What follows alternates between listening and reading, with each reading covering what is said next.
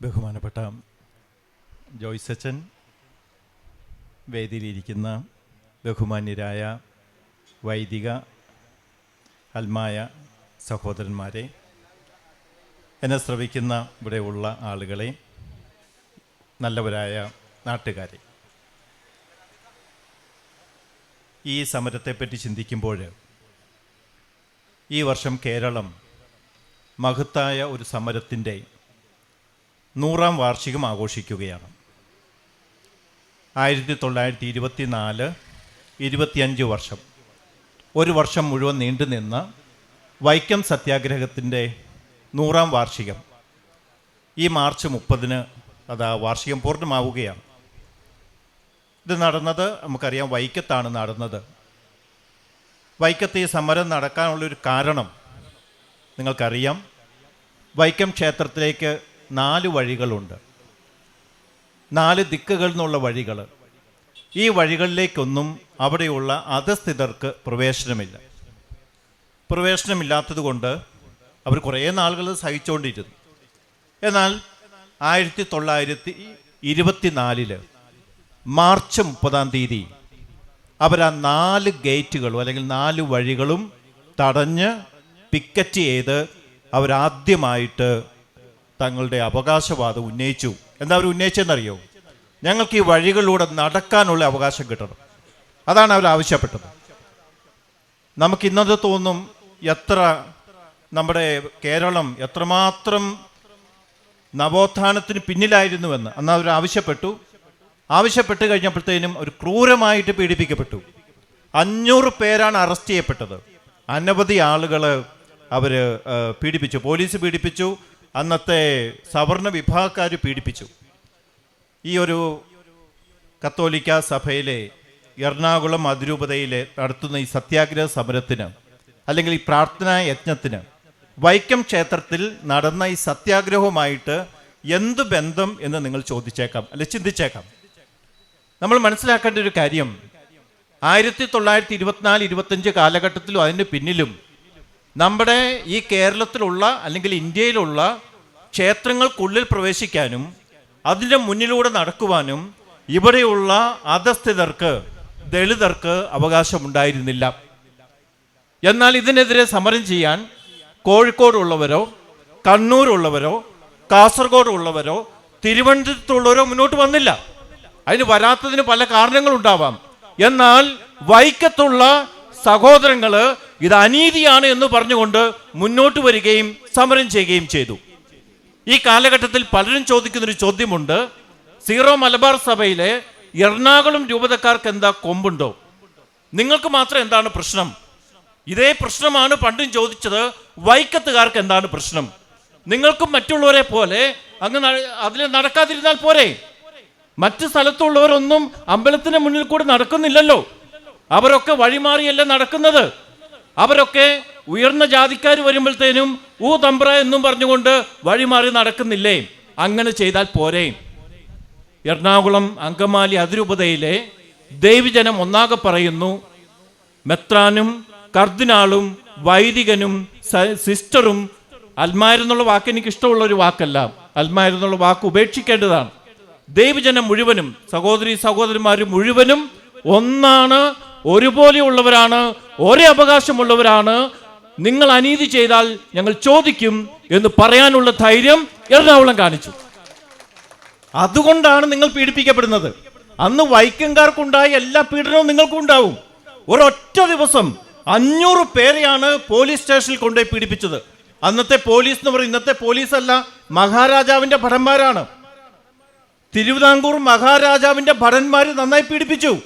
ഇതാ ഇവിടെയും പീഡിപ്പിക്കപ്പെടുകയാണ്. 4 വൈദികരെ പീഡിപ്പിക്കാനായിട്ട് അല്ലെങ്കിൽ അവരെ ശിക്ഷിക്കാനായിട്ട് കോടതി രൂപീകരിച്ചു കഴിഞ്ഞു. ഈ 21-ാം നൂറ്റാണ്ടിൽ അത്ഭുതം തോന്നുകയാണ്. ഒരു രൂപതയിലെ അൽമായരെയും സന്യസ്തരെയും വൈദികരെയും ശിക്ഷിക്കാനായിട്ട് ഒരു കോടതി രൂപീകരിച്ചിരിക്കുന്നു. യഥാർത്ഥത്തിൽ ഈ രൂപീകരിച്ചവരൊക്കെ ജനിച്ച കാലം മാറിപ്പോയി, കാലം തെറ്റി ജനിച്ചവരാണ് അവർ മധ്യകാലഘട്ടത്തിൽ ജനിക്കേണ്ടതായിരുന്നു. ഒരു 5 നൂറ്റാണ്ട് മുമ്പെങ്കിലും ജനിക്കേണ്ടതായിരുന്നു. ഈ വൈക്കം സത്യാഗ്രഹത്തിൽ സംഭവിച്ച ചില കാര്യങ്ങൾ നമ്മൾ പഠിക്കുന്നത് നല്ലതാണ്. വൈക്കം സത്യാഗ്രഹം മാർച്ച് 30 2025 മാർച്ച് 30 അവസാനിക്കുമ്പോൾ അതിൻ്റെ വഴികൾ 3 ഗേറ്റുകളും തുറന്നു കൊടുത്തു. 3 ഗേറ്റുകളും. സ്നേഹമുള്ളവരെ, നമ്മൾ ഈ സത്യാഗ്രഹം ഇവിടെ നിന്ന് നമ്മൾ മുന്നോട്ട് കൊണ്ടുപോകണം. ഇവിടെയല്ല ഇത് അവസാനിക്കേണ്ടത്. ഇവിടെ നിന്നും നമ്മുടെ ഒരു ആസ്ഥാന കേന്ദ്രമുണ്ട്, Mount Saint Thomas. Mount Saint തോമസിന്റെ വഴികൾക്ക് ചുറ്റും നമ്മൾ വൈക്കം സത്യാഗ്രഹത്തിലെ വോളണ്ടിയേഴ്സിനെ പോലെ, സന്നദ്ധ ഭടന്മാരെ പോലെ നമ്മൾ പോയിരിക്കണം. അപ്പോൾ നമ്മളെ അടിമകളായിട്ടും നമ്മളെ അകറ്റി നിർത്തേണ്ടവരായിട്ടും കരുതുന്ന നമ്മുടെ ഫ്യൂഡൽ പ്രഭുക്കൾ എന്ന് സ്വയം വിശേഷിപ്പിക്കുന്ന, അങ്ങനെ കരുതുന്ന ചില പിതാക്കന്മാർ, ബിഷപ്പുമാർ, എല്ലാവരും അങ്ങനെയാണ് എന്നൊന്നും ഞാൻ പറയുന്നില്ല. അങ്ങനെയുള്ളവർ ചിന്തിക്കുന്നുണ്ടാവും, ഈ വരുന്നവര് ഈ മതിലുകളെല്ലാം ഇടിച്ചു നിരത്തും, ഞങ്ങൾക്ക് രക്ഷപ്പെടാം. പിതാക്കന്മാരെ, നിങ്ങൾക്ക് തെറ്റി. ഞങ്ങളൊരു മതിലും ഇടിച്ചു തകർക്കാൻ വരുന്നില്ല. ഞങ്ങളൊരു ഗേറ്റും തല്ലിപ്പൊളിക്കില്ല. പകരം ഞങ്ങൾ നിങ്ങളെ കൊണ്ട് ആ ഗേറ്റുകൾ തുറപ്പിക്കും. ആ മതിൽക്കെട്ടുകൾ നിങ്ങളെ കൊണ്ട് ഞങ്ങൾ പൊളിപ്പിക്കും. കാരണം എന്താണെന്നറിയോ? ഞങ്ങളുടെ ശക്തി ധാർമ്മിക ശക്തിയാണ്. ഞങ്ങൾ പോരാടുന്നത് ജഡത്തിനും പ്രഭുത്വത്തിനും എതിരായിട്ടല്ല. ഞങ്ങൾ പോരാടുന്നത് അന്ധകാര ശക്തികൾക്കെതിരായിട്ടാണ്. ഞങ്ങളുടെ ആയുധം ദൈവത്തിന് ഞങ്ങൾക്ക് നൽകുന്ന ശക്തിയാണ്, ആത്മീയ ശക്തിയാണ്. ഈ ആത്മീയ ശക്തിയെ തോൽപ്പിക്കാൻ നിങ്ങൾക്ക് സാധിക്കുകയില്ല. നിങ്ങളുടെ കയ്യിലുള്ള ആയുധങ്ങളൊക്കെ നിങ്ങൾ പുറത്തെടുക്കൂ. നിങ്ങൾ ഇനിയും കോടതികൾ സ്ഥാപിക്കൂ. ഇനിയും നിങ്ങൾ പീഡന യന്ത്രങ്ങൾ ഉണ്ടാക്കൂ. ഇനിയും നിങ്ങൾ ചെയ്യാവുന്ന കാര്യങ്ങളൊക്കെ ചെയ്യൂ. പക്ഷെ നിങ്ങൾ മനസ്സിലാക്കണം, ഈ ലോകത്തിൽ ആരെയൊക്കെ പീഡിപ്പിക്കാൻ ശ്രമിച്ചിട്ടുണ്ടോ അവരെല്ലാം ഉയർന്നു വന്നിട്ട് മാത്രമേ ഉള്ളൂ. 4 ഇത് എത്രയോ പേരെ പീഡിപ്പിക്കുന്നു. പീഡനത്തിന്റെ പേരിൽ ഏതെങ്കിലും ഒരു രാജ്യത്തിന് സ്വാതന്ത്ര്യം കിട്ടാതെ വന്നിട്ടുണ്ടോ? ഇന്ത്യക്ക് സ്വാതന്ത്ര്യം കിട്ടിയില്ലേ? എത്രയോ പേരുടെ ജീവനാണ് നഷ്ടപ്പെട്ടത്. അതുകൊണ്ട് സ്നേഹമുള്ള പിതാക്കന്മാരെ, നിങ്ങൾ ഓർക്കണം, നിങ്ങൾ ഈ സുരക്ഷിതത്തിൽ ഇരിക്കുമ്പോൾ ഓർക്കണം, നിങ്ങൾ ഞങ്ങൾക്കെതിരെ കെട്ടിയിരിക്കുന്ന മതിലുകള്, ധാർഷ്ട്യത്തിന്റെ മതിലുകള്, സ്നേഹമില്ലായ്മയുടെ മതിലുകള്, വെറുപ്പിന്റെ മതിലുകള്, ഭിന്നിപ്പിന്റെ മതിലുകള്, ഈ മതിലുകളെല്ലാം ഞങ്ങൾ നിങ്ങളെ കൊണ്ട് പൊളിപ്പിക്കും. ഞങ്ങൾ പൊളിക്കുകയില്ല, നിങ്ങളെ കൊണ്ട് പൊളിപ്പിക്കാൻ ഞങ്ങൾ പ്രേരിപ്പിക്കും. ബെർലിൻ മതിലൊക്കെ പൊളിഞ്ഞു വീണില്ലേ? കെട്ടി ഉയർത്തിയ ബെർലിൻ മതിലുകളൊക്കെ പൊളിഞ്ഞു വീണു. യേശു തമ്പുരാൻ പറഞ്ഞില്ലേ, ഞാൻ വന്നിരിക്കുന്നത് നിങ്ങൾക്ക് സ്വാതന്ത്ര്യം പ്രഖ്യാപിക്കാനാണ്, അടിച്ചമർത്തപ്പെട്ടവർക്ക് സ്വാതന്ത്ര്യം പ്രഖ്യാപിക്കാനാണ്. സ്നേഹമുള്ള പിതാക്കന്മാരെ, നിങ്ങൾ ഞങ്ങളെ അടിച്ചമർത്തും തോറും, ഞങ്ങളെ പീഡിപ്പിക്കും തോറും ഞങ്ങൾ കൂടുതൽ ശക്തരായിട്ട് ഉയർന്നു വരും.